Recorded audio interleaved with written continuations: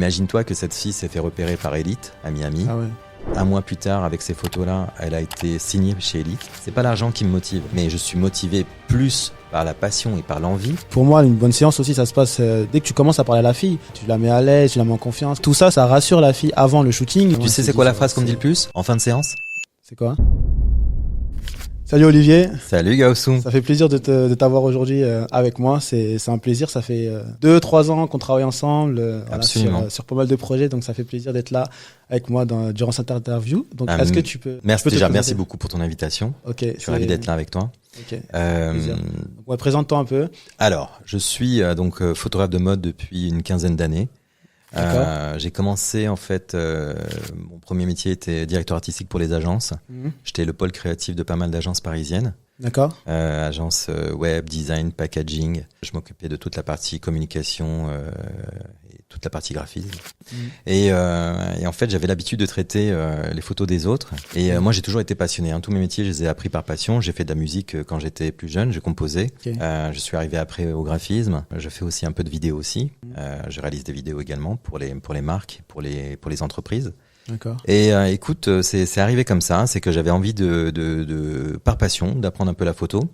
Marre de traiter les photos des autres et donc avoir envie de faire mes propres photos. Okay. Et en aucun cas, j'avais pour ambition d'en faire mon métier. D'accord. Et comme je suis quelqu'un d'assez communicant, j'ai utilisé les réseaux sociaux. Facebook à l'époque, puisqu'il n'y avait pas Instagram. Et donc, je voyais un petit peu l'évolution de mon travail, l'évolution des réactions, etc. Et puis, c'est vrai qu'au début, c'était un peu plus chaotique, mais ça progressait, ça avait envie de progresser en tout cas. Et du coup, je recommençais à recevoir de plus en plus de demandes, que ce soit pour des books, et après, je commençais à avoir des demandes pour des marques qui me disaient, voilà, on a un catalogue à faire, et ça me surprenait parce que je faisais ça par passion et pas du tout par métier. Et petit à petit, écoute, j'ai agrémenté cette histoire en tant qu'indépendant.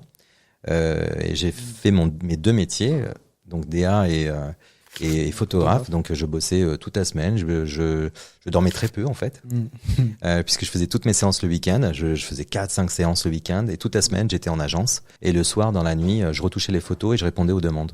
D'accord. Donc je dormais à peu près 4 heures par nuit. Okay. Au bout d'un moment, tu te dis c'est un peu fatigant. C'est ça. et en fait, j'attendais vraiment que mon travail évolue et qu'il soit viable, qu'il devienne intéressant et qu'il y ait des vraies demandes derrière.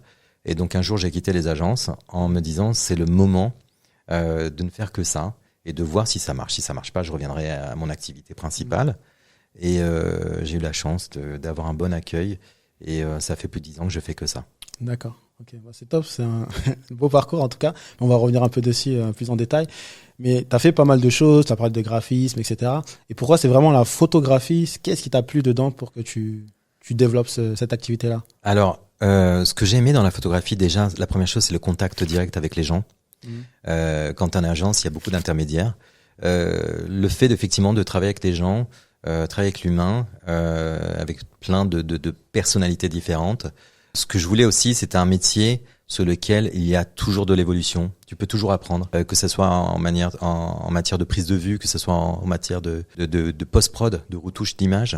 Tu as toujours des choses à apprendre. Le matériel aussi évolue tellement. Avant, c'était tellement inabordable. Et aujourd'hui, tu peux acheter un appareil, un bon appareil pour 3 000, 4 000 euros. C'est quand même abordable malgré tout. D'accord, par rapport à avant. Par rapport à avant. Et du bon matériel, je parle. D'accord. Et puis voilà. Et puis t'apprends avec le temps les objectifs, t'apprends le vrai matériel qui va être intéressant pour toi et qui va durer un certain temps. Moi, mes flashs, ça fait des années que je les ai. Mes appareils, je les fais évoluer avec le temps parce que les technologies avancent tellement. Voilà. Mais je trouve que la photo, c'est passionnant parce que tu rencontres effectivement plein de personnes différentes. Ça te permet de voyager. Ça m'a permis de faire des choses que j'aurais jamais cru et puis toucher des gens que j'aurais jamais cru rencontrer, tu vois. J'ai bossé pour des marques incroyables pendant ces années, que ça soit dans le monde de la coiffure, puisque j'ai bossé pour L'Oréal, Schwarzkopf, Revlon, Fauvert, Vela, enfin toutes les grandes marques de coiffure et de cosmétiques. J'ai bossé pas mal en prêt-à-porter, voilà. Donc c'est plein de rencontres, c'est plein de choses différentes et ça me permet de évoluer tout le temps mentalement et voilà. Donc j'apprends. Okay. D'accord, ok. C'est vrai que la photographie, ça change tout le temps. Même si tu as une modèle, tu peux avoir une modèle aujourd'hui, tu la reprends dans une semaine. ce sera différent parce que peut-être tu auras une coupe différente, le thème il sera différent et c'est vrai que ça c'est pas toujours monotone en fait. Ça change tout le temps. Heureusement que tout le monde évolue en même temps. Exactement. Donc ça c'est une bonne chose et c'est bien parce que tu permets de faire grandir des gens aussi. Tu fais travailler des équipes, des maquilleuses, des stylistes, des coiffeurs. Tu montes des projets un peu plus importants ou bien très simples. Souvent ce que j'essaie de montrer dans mes vidéos sur mes réseaux sociaux, c'est que avec très peu de choses, tu peux faire des choses très bien. Ça dépend de l'énergie que tu as, ça dépend de la vision que tu as, ça dépend de ta sensibilité. Et on n'a pas besoin d'avoir grand-chose pour faire des choses bien. Voilà. D'accord, ok. Et du coup, en général, quand on se lance dans un domaine, on a une source d'inspiration. Voilà, quelqu'un que tu veux t'inspirer de lui, etc., de son travail. Est-ce que toi, t'en as eu en tant que photographe? Je dirais pas. En fait, moi, depuis tout petit, j'étais fasciné par le monde de la mode. La musique au départ, bien évidemment, puisque j'étais le fan numéro 1 de Michael Jackson. Je sais pas si tu le sais. Moi, je savais pas. J'étais le fan numéro 1 de Michael Jackson. Okay. J'ai eu la chance de le rencontrer d'ailleurs. Ah ouais. C'était juste quelque chose d'incroyable. Mais j'étais passionné par effectivement le monde artistique, quoi qu'il arrive. De la musique d'abord, mais après la mode. Moi, j'étais fan des mannequins de l'époque. C'était Cindy Crawford, c'était Claudia Schiffer, etc. Et ça m'a martelé, en fait, ça m'a marqué dans mon enfance, en me disant que moi aussi un jour j'aimerais. Donc il y a effectivement des photographes comme Russell James, qui était le photographe de Victoria's Secret. Il y a plein de photographes de Marchelier. Plein de photographes que je trouve juste incroyables, dont les visuels étaient passionnants. Et c'est ça qui en fait qui nous fait grandir. C'est toujours, tu te dis, waouh, il y a encore tellement de choses à atteindre. Et ça évolue tout le temps. Il y a plein d'autres photographes, je ne cite que, mais il y en a tellement. Mais moi, ça me passionnait et ça me dit toujours, ok, on a encore beaucoup de choses à faire. Exactement. Voilà. Ok, top. Du coup, tu as shooté énormément de modèles depuis que tu as commencé. Donc, oui. Je pense, je sais pas, je vais pas te donner de chiffres, mais je sais pas, peut-être une centaine, non? Bien plus que ça. Plus que ça. Oui, je pense que j'en shoote au moins 100 par an. Ouais. Donc, tu comptes un peu, je pense, au moins 500. 500 personnes. Ok. Ouais, donc c'est énorme. Donc t'as vu un peu de tout, etc. Absolument. Et est-ce que parmi toutes ces filles-là, il y en a une qui t'a particulièrement marqué et pourquoi? Alors, ça serait dur de dire ça. Non, je dirais non. Non, je vais pas répondre à cette question. Je vais pas te mouiller. Non, c'est pas mouiller, mais en fait, c'est tellement de rencontres, c'est tellement de personnalités que tu peux pas isoler quelqu'un. C'est un peu comme dire, tu préfères ton fils ou ta fille. Pour moi, c'est la même chose, quoi. Et il y a tellement de personnalités, il y a des modèles avec qui j'ai eu tellement d'affinités, tellement d'émotions, de sensibilité qu'on a partagé, de fou rire qu'on a partagé. Certaines sont devenues des vrais amis. Okay. Des vrais amis. Donc c'est difficile, tu peux pas dire une parmi tant d'autres. Il y a des modèles que tu te dis, j'ai eu la chance de les shooter parce qu'elles ont été incroyables. Ou par exemple, j'ai découvert une fille il y a quelques années, c'était à Miami. J'étais vraiment au début, franchement, ça faisait 2 ans que je faisais de la photo, j'étais pas encore bon, vraiment. Mais j'avais déjà, quand je regarde les photos, j'avais déjà cette bonne énergie. D'accord. Et j'avais déjà, je dirais, ma sensibilité par rapport à ça. Donc, techniquement, j'étais mauvais, mais émotionnellement, j'étais bon. D'accord. Ça m'a sauvé. Et c'est vrai que j'ai rencontré un jour une fille à Miami qui était magnifique, que je rencontre dans la rue, et elle ressemblait à une actrice américaine. Et puis, je vais la voir. Je me suis dit, on va oser. Je la rencontre et je lui dis, écoute, je suis là pour quelques jours et je suis photographe et je ne sais pas si ça t'intéresse, mais voilà ce que je fais. Si ça te dit, on peut faire des photos ensemble. Je sais pas si tu en as déjà fait. Elle en avait pas fait. Elle avait juste fait un défilé pour une petite boutique là-bas. Et elle me dit, j'adorerais faire ça. Et écoute, je l'ai photographié. On a eu la chance à Miami. C'est des couleurs incroyables. C'est des maisons, cadres, c'est des résidences avec piscine. C'est une plage incroyable. C'est des couleurs qui sont folles. C'est un sunset qui est génial. Bon, voilà, c'est facile. Super pour un photographe. Tu vois ce que je veux dire? Des beaux spots. C'était des spots incroyables, donc c'était easy. Et du coup, on a fait un shoot chez elle, que ça soit en maillot de bain, lingerie. On a fait de la mode sur la plage. On a fait plein de choses, etc. J'ai commencé à poster ces photos. Déjà, ça m'a fait, moi, évoluer par rapport à ce que je faisais à Paris. Déjà, c'était autre chose parce que c'était un autre univers, c'était d'autres styles de photos. Imagine-toi que cette fille s'est fait repérer par Elite à Miami. Que 1 mois plus tard, avec ces photos-là, elle a été signée chez Elite.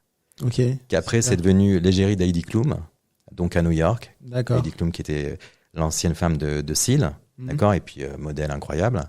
puis voilà, elle fait que ça aujourd'hui. Okay, elle a réussi sa carrière, elle fait des photos, elle a fait des couvertures de je sais pas combien de magazines, elle a fait une pub avec Bradley Cooper. Donc, j'avais une bonne vision. Exactement. Donc, comme quoi, des fois, il faut oser. Parce que tu l'as vu, tu la connaissais pas. Absolument. Tu as été la voir, tu as été la démarcher, et puis voilà. Donc, c'est vrai qu'on voit beaucoup de modèles sur les réseaux sociaux, dont Instagram, qui tournent énormément, que tu trouves très belles, etc. Mais quand tu as la chance de tomber sur des pépites, des filles que personne ne connaît, et elles n'auraient jamais imaginé faire ce métier, et tu leur dis, mais si, tu as un potentiel, tu as un vrai potentiel, on peut faire quelque chose, je vais te le prouver. Exactement. Et d'un coup, sa vision change, sa vision des choses change.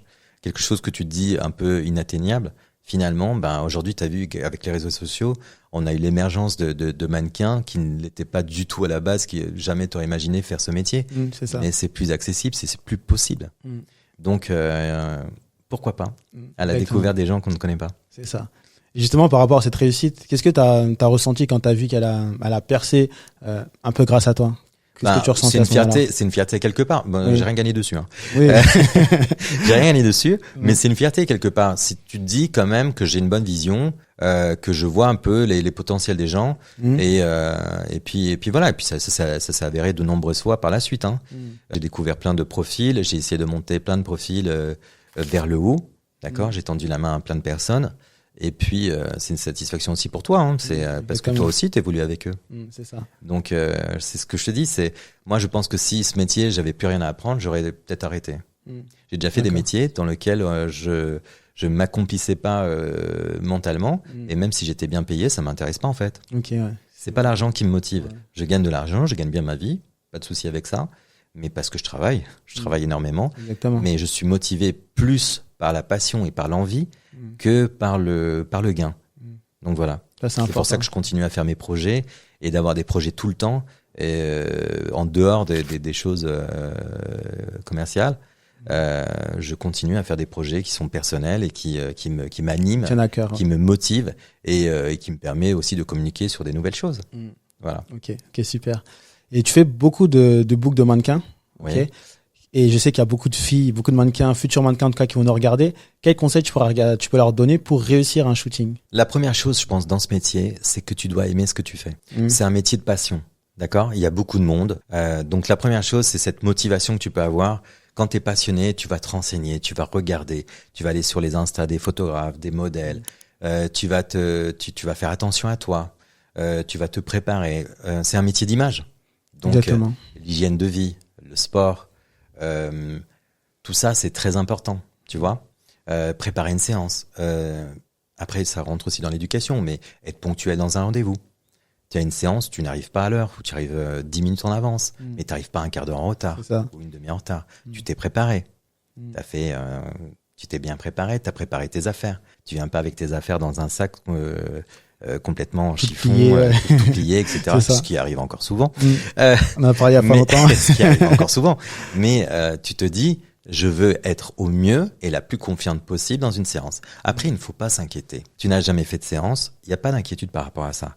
Les gens sont là pour te guider, pour t'aider. Ils savent que tout le monde n'est pas né devant un appareil photo et on va te guider pendant la séance, que ça soit sur les poses, sur les expressions, sur comprendre la lumière. Tout ça, ça s'apprend. Pour moi, c'est que de l'apprentissage. Je me suis toujours dit que en fait, c'est un peu comme le permis de conduire. Quand tu arrives au permis de conduire, on te dit tu dois apprendre la boîte de vitesse, donc tu dois passer tes vitesses, mais tu dois regarder les rétroviseurs à droite à gauche. Je fais tout ça en même temps. Comment je fais pour regarder tout ça en même temps?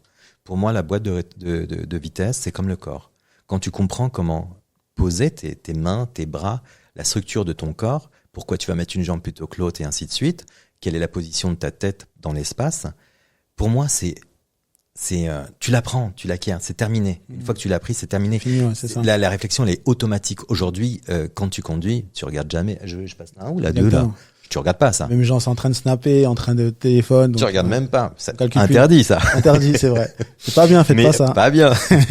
Mais le truc, c'est que tu regardes pas. Donc aujourd'hui, une fois que tu comprends, si tu veux, la structure de ton corps et le positionnement, tu peux vraiment laisser place à tes émotions. Une photo, ça nous raconte une histoire.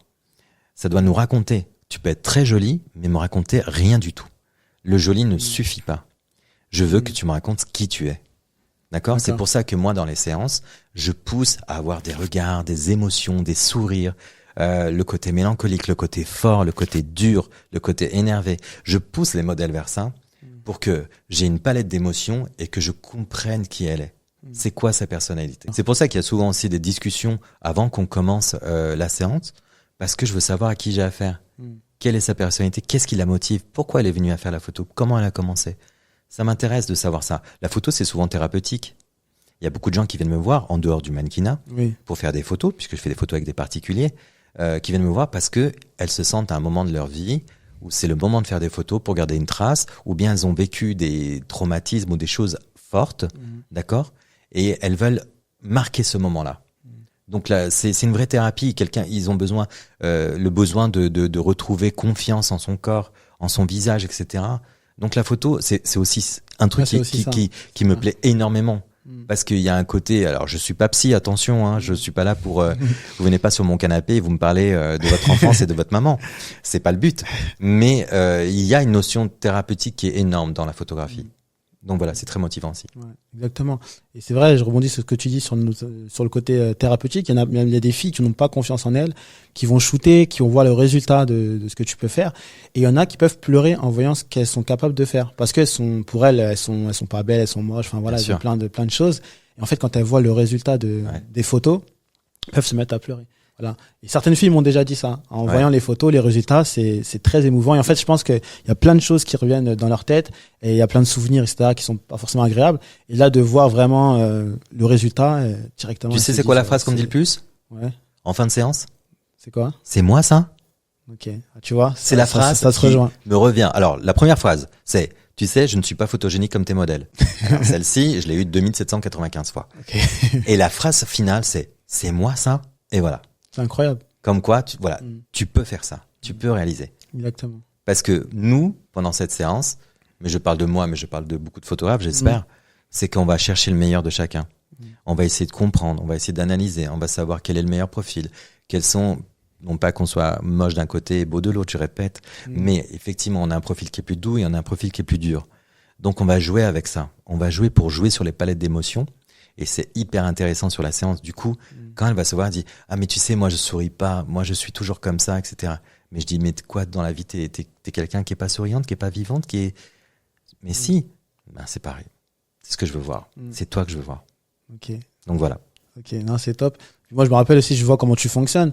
Que pour moi, une bonne séance aussi, ça se passe dès que tu commences à parler à la fille, par Instagram, quand t'as avec le contact, tu la mets à l'aise, tu la mets en confiance, quand elle vient aussi chez toi, avec ton chat, tout ça, et aussi avec par rapport à la musique. Souvent, tu leur demandes quel type de musique elles aiment. Exactement, et en fait, tout ça, ça joue, ça rassure la fille avant le shooting, les vêtements, vous regardez un peu, ah, ça c'est top, ça c'est génial. En fait, ça je pense que c'est aussi très très important de mettre en confiance la fille avant le shooting, qu'elle arrive. Là, elle est en confiance et après, elle peut se donner à fond. Exactement. Et puis, c'est pas des compliments en l'air, en fait. Oui, c'est réel. J'ai jamais de compliments en l'air. C'est seulement, je veux dire des choses. Moi, je vais m'exprimer, en fait. Je vais m'exprimer en lui disant, ça te va très bien. Excuse-moi, ça te va pas. Ça te va pas parce que je pense que ça, tu vois, tu seras beaucoup plus à l'aise dans ça, etc. Et ça, c'est hyper important parce que d'un coup, elle se dit, waouh, il me conseille.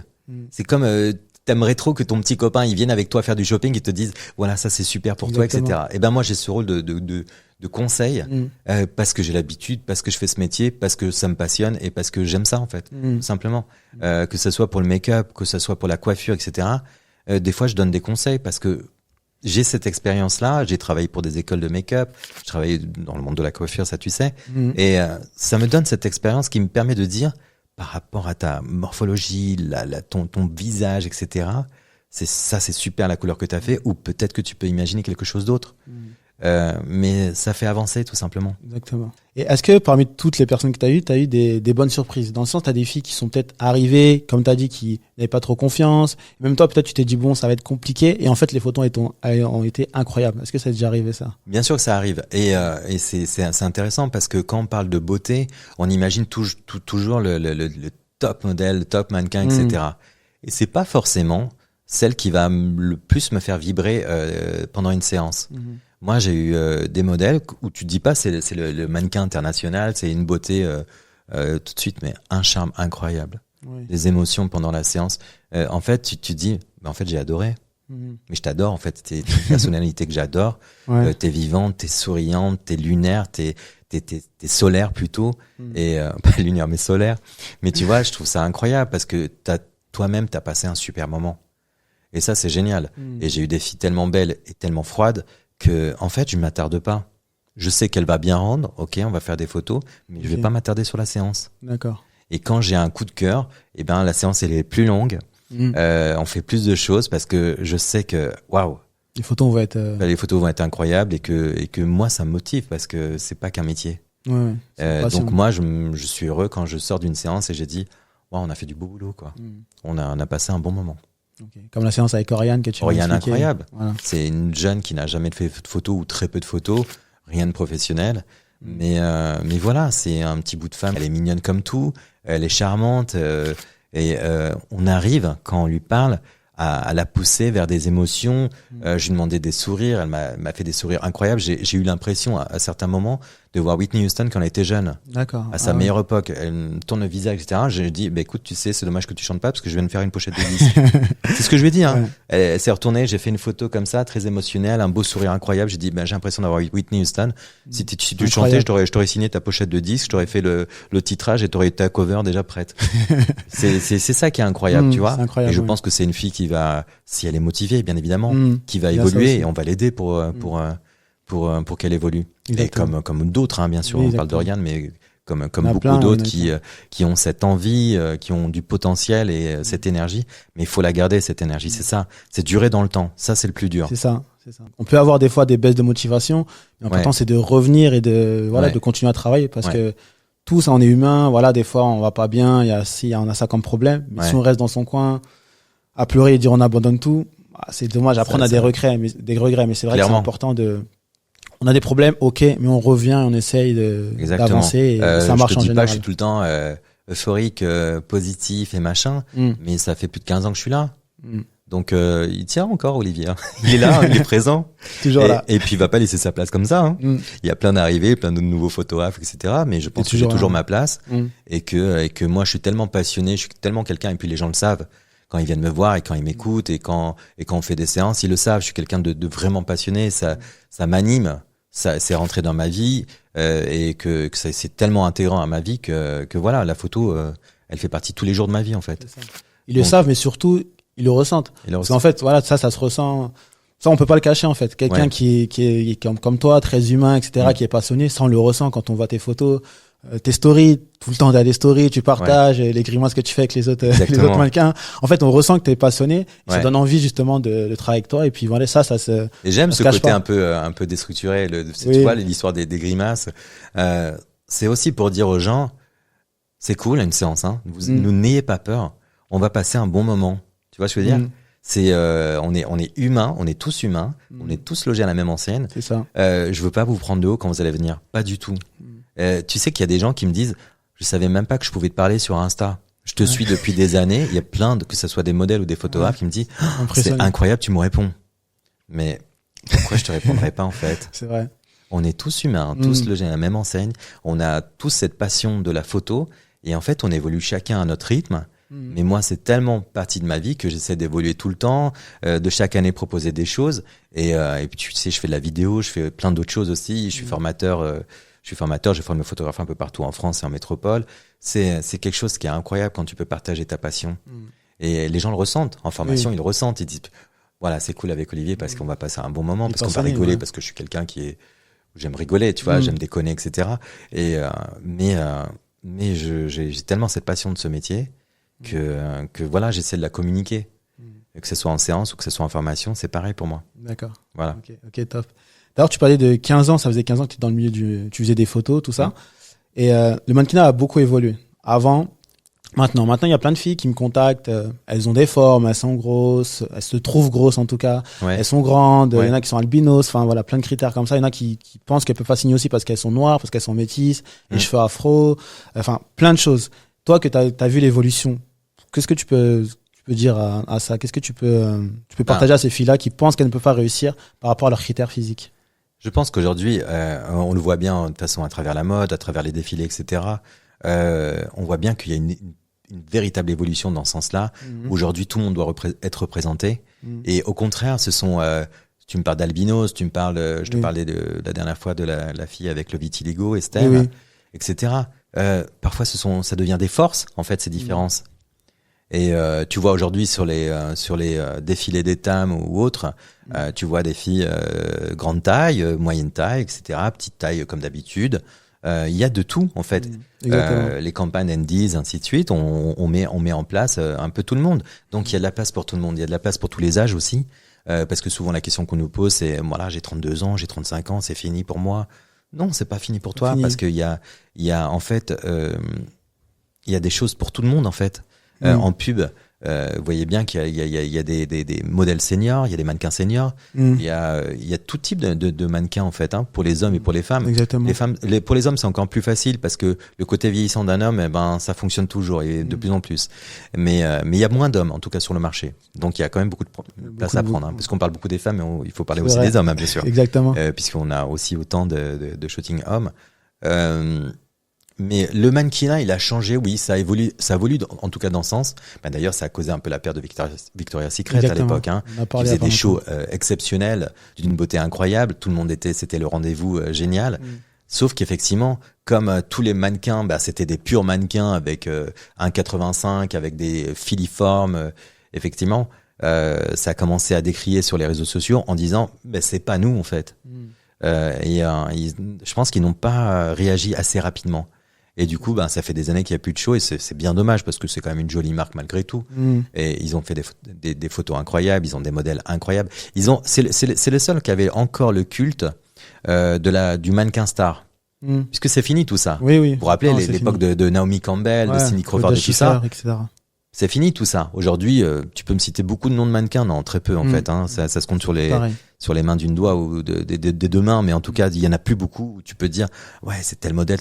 Aujourd'hui, tu as plein de mannequins.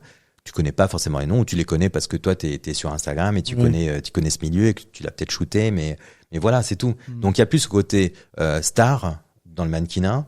Mais je trouve qu'il y a une ouverture et une place pour des gens qui n'auraient jamais cru en fait. Donc ça c'est génial. C'est génial, ouais. Ça fait penser à Christelle. Tu te rappelles, tu l'avais shooté, Christelle qui a la cicatrice au bras. Tu te souviens qu'elle avait fait c'était le premier shoot qu'elle avait fait, c'était avec toi, elle était un peu gênée, elle voulait cacher un peu sa cicatrice, etc. Et Christelle après, avec le temps, elle s'est mise de plus en plus en confiance. Et il y a pas longtemps, elle est partie en Italie. D'accord. Elle a défilé sur le tapis rouge, je sais plus c'est quelle ville. Je me rappelle plus exactement, mais en fait, elle a défilé, etc. Les photographes l'ont prise en photo, elle m'a raconté, elle m'a dit Gaoussou, etc. Elle m'a fait un vocal, elle m'a tout expliqué. Incroyable. Et elle avait une robe, voilà, c'était pour des robes, etc. Elle tapait sur le tapis rouge, donc il y a plein de photographes autour, un peu comme le festival de Cannes. C'est un festival qui se trouve en Italie aussi. Puis elle retourne voilà, avec toutes les autres mannequins. Et les photographes, il y a quelqu'un qui vient la chercher, qui lui dit ouais, les photographes, ils veulent te revoir. Elle était choquée, et elle retourne. Et tous les photographes, ils étaient sur elle en train de la prendre en photo. C'est génial parce que c'est sa différence. Ah oui, c'est la différence, exactement. Elle ne le cachera pas de toute façon. Sa cicatrice, elle est évidente. Moi, quand je l'ai eu en séance, j'ai dit de toute façon, ça fait partie de toi. C'est ton vécu, c'est ta personnalité. Donc, en aucun cas, on va la cacher. Et toi, en plus, ce qui est génial, c'est que tu l'acceptes. C'est ça qui est incroyable avec elle, c'est qu'elle le sait, elle l'accepte, elle fait partie intégrante de sa vie. Quand tu as une cicatrice, ça fait partie de ton truc, en fait. Tu vois ce que je veux dire? Aujourd'hui, on accepte pour ces différences-là. Et parfois, ça marche parfois mieux parce que tu as ces différences-là. Parce que tu sors un peu du lot, donc c'est cool.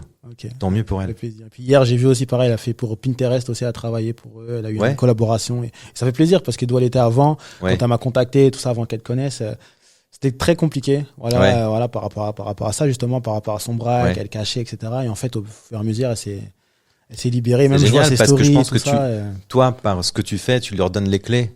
Tu leur donnes ces conseils-là. Et en fait, le problème, c'est qu'on n'a pas de repères. Et on se dit, voilà, je veux rentrer dans le milieu de la mode et je veux faire des photos pour la pub. Non, ça ne marche pas comme ça. Je connais personne qui arrive en disant « Ok, c'est toi que je te prends pour ma pub, tu seras demain en couverture du magazine. » Ça ne fonctionne pas comme ça. Il y a des étapes en fait à faire. Exactement. Il y a des étapes personnelles et des étapes effectivement dans ce milieu-là. Préparer un book, préparer des polas, se préparer mentalement, avoir de l'expérience, être beaucoup plus en confiance avec soi, préparer son corps, préparer son hygiène de vie, sa peau et ainsi de suite. C'est des étapes, tout ça. Mm. Il ne faut pas aller trop vite que la musique. D'accord. Quand on tape à la porte des agences et qu'on n'est pas prêt, eh ben, vous aurez quasiment, systématiquement, non merci. Voilà. Ce que je dis à chaque Le problème, fois c'est que aussi. vous tapez une fois, 2 fois, vous taperez pas 3 fois. Ça sera terminé. C'est ça. Donc là, vous avez grillé vos cartes. Donc, pensez à faire ces étapes-là, calmement, tranquillement. On n'est pas pressé. C'est pas Ça une va course. assez vite parfois, hein. Oui, parfois Ça peut aller vite. très vite, Oui. comme ça peut prendre du temps. C'est pas grave. Le truc, c'est la motivation. Il faut jamais se dire, ouais, mais moi, ça fait 1 an que j'ai essayé, j'ai rien, on m'a pas contacté, j'ai pas fait de job. Continue ton job à côté, continue à faire tes trucs à côté, mais garde cette motivation, garde cette passion. Fais le maximum pour essayer d'être visible, pour t'améliorer, pour grandir dans ce métier. Ça marchera.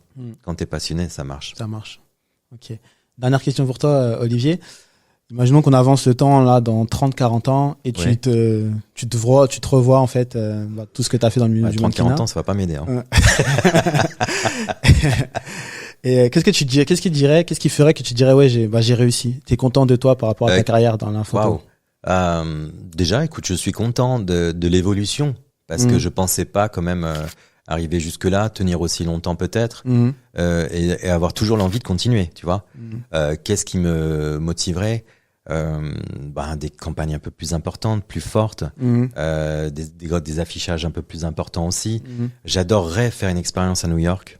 D'accord. Depuis des années, j'en parle et je n'ai jamais eu la chance d'y aller encore. D'accord. Mais j'aimerais avoir ce côté un peu différent pour voir comment ça fonctionne. Déjà, la ville, elle est tellement magique. Donc, je pense que c'est juste incroyable à faire. Mais j'aimerais bien faire une expérience comme ça à l'étranger, de voir si le Frenchie Olivier Merzoug aurait sa place et pourrait faire des choses intéressantes là-bas, tu vois. Mais ça viendra, je le ferai. Ouais, je le ferai. Ça me motiverait énormément. Peut-être travailler avec quelques artistes. J'ai eu l'occasion de faire des pochettes de disques, des choses comme ça, des affiches de concerts, des photos pour des livres, pour des personnalités. Mais j'aimerais bosser pour des artistes, que ce soit dans le milieu du cinéma ou de la musique. Ça me plairait énormément. D'accord. Et puis, dernière chose, peut-être, j'aimerais bien, en fait. Tu sais, je fais de la vidéo et ça me passionne aussi. Et j'aimerais, parce que la vidéo, ce qui est extraordinaire, c'est que tu mêles l'image, le son, l'émotion. Tu racontes une histoire. Pour moi, et t'as de la musique. Et pour moi, c'est en fait, si tu veux, c'est l'accomplissement de tout ce que j'ai toujours aimé dans toute ma vie. J'ai commencé par la musique, j'ai fait de la photo, j'ai fait du graphisme, j'ai fait de la vidéo, etc. Pour moi, c'est un ensemble de choses. Qui sait, peut-être réaliser un court-métrage ou un clip ou un film. Alors un film, ça serait juste grandiose. Fou. Ouais. Mais j'y pense tout le temps et je pense souvent à ça. Mais le problème, c'est que je prends pas le temps. Parce que ça prendrait tellement de temps et que la photo me prend énormément de temps.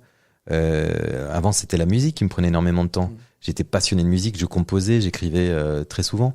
D'accord. Mais j'ai vu que c'est très compliqué et que je pense pas que j'aurais eu une carrière folle dans la musique. Mais ça reste mon élément de cœur incroyable. Je pianote encore aujourd'hui et dès que je peux écrire, j'écris. Mais je pense que je sortirai un truc un jour ou l'autre. D'accord, j'espère. Mais voilà. Et peut-être réaliser quelque chose, effectivement, un film ou un truc comme ça me plairait tellement. D'accord. Une dernière trace, tu vois. Ouais. Ok. Voilà. Okay. Super. En tout cas, merci beaucoup. C'était super interview. C'était vraiment bien. Merci beaucoup à toi. Tu t'es bien livré. T'as sorti pas mal de choses. J'ai appris pas mal de choses aussi sur toi. Génial. Donc c'est vraiment intéressant. C'est cool. Donc en tout cas, je vais vous donner tous ces réseaux. Vous allez voir Olivier Merzoug. Vous allez voir l'Instagram, etc. Voilà ce qu'il fait. Vous allez voir, c'est un travail exceptionnel. Et voilà. Donc merci beaucoup à toi. Merci à toi. On se dit à très vite. Ça marche. Allez, à très ciao. vite. Merci beaucoup.